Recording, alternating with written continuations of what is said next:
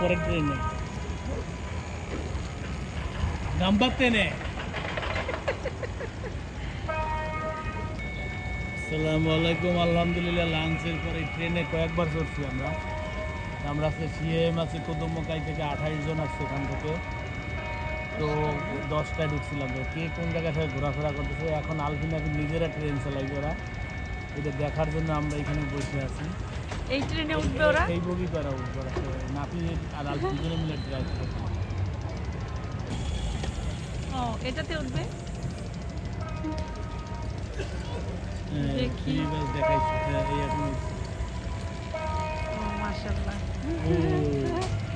শখ হয়েছে একলারা চালাইবে, একলারা যাইবে, আমাদেরকে নিবে না। ভালো এক্সপেরিয়েন্স দরকার। আমরা অনেক রাইডে চড়া হয়েছে।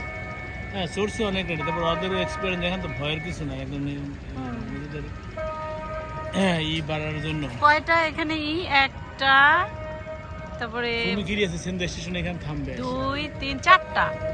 ওই যে আলফিন নাফি আসতেছে এক নম্বরে 01।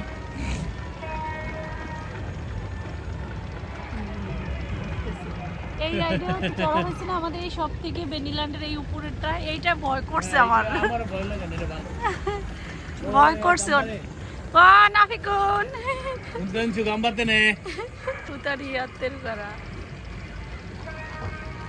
এক্সপেরিয়েন্স হইতেছে একটা।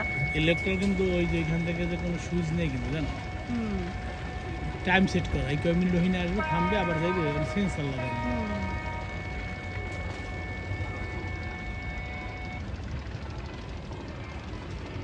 ওরা চালানো নিয়ে ব্যস্ত, আমাদেরকে দেখে না।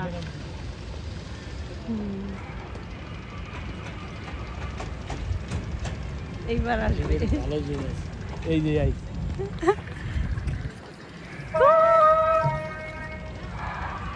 গাম্বাতে ওনিচান গাম্বাতে ফুমিকিরি দেশ।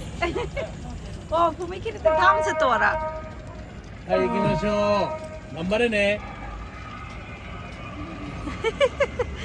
সুগয় হাই নাফিকুন।